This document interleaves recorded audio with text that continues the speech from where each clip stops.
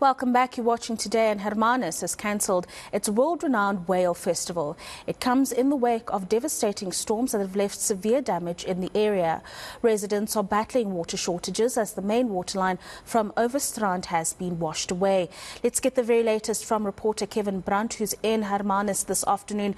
A very good afternoon to you, Kevin, and I'm sure it was a disappointing announcement to know that the Whale Festival would be cancelled because of the severe storms that we've seen over the last few days. But what exactly is happening on the ground this afternoon where you are? Very good afternoon to you, Rafiwa. Yeah, that was the word coming from the officials on the ground here that prompted the move to cancel the world-renowned Hermanus Whale Festival. About 80,000 people were expected to attend here over the course of this weekend. That festival was scheduled to start yesterday, coming to an end tomorrow. But based on the infrastructure damage that not only this region experienced, but many of the municipalities in the Western Cape, I've also spoken to some residents in the community where I'm now, which is Horston, just outside of Hermanus, where the residents say that they have been without water since last Sunday, when the heavy rain started pouring down and the rainstorm hit the Western Cape. Behind me is a water point where the residents still have to come and fetch water. They've earlier explained what a difficult procedure that was to go through the week, now having to come and fetch water here. The municipality says, and it has now confirmed, that they have installed a temporary water line from the Bos Dam close to the area, and saying that it's holding well and that the network is filling up steadily, so to the point where they can actually return the supply of water to certain areas within the Hermanus precincts, Wellihle and Mount Pleasant, as well as parts of Westcliff. It's a community here, but saying that there is still a reservoir giving them a bit of trouble and that they're struggling to fill up that. That is why you still find residents here and there having difficulty getting water supply to their homes. Also saying that it's a difficult time to determine exactly how long it will take before they can completely restore the water supply to these residents, but working very hard at it.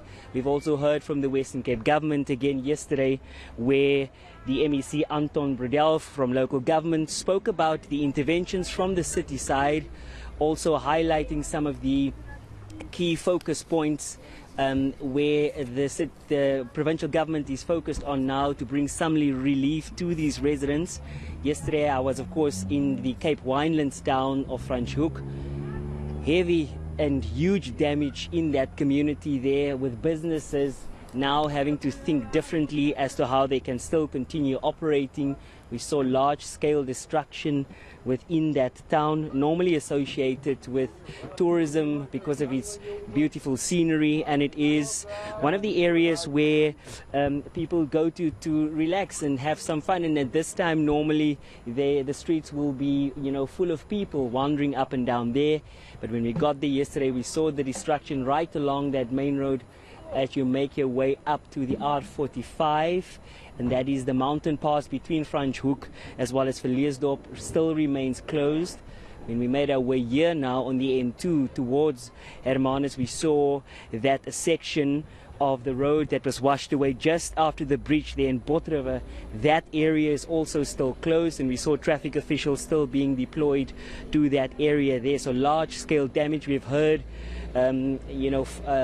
damage in the region of 1.4 billion rand, and that is what the Western Cape government estimated only within the agricultural sector.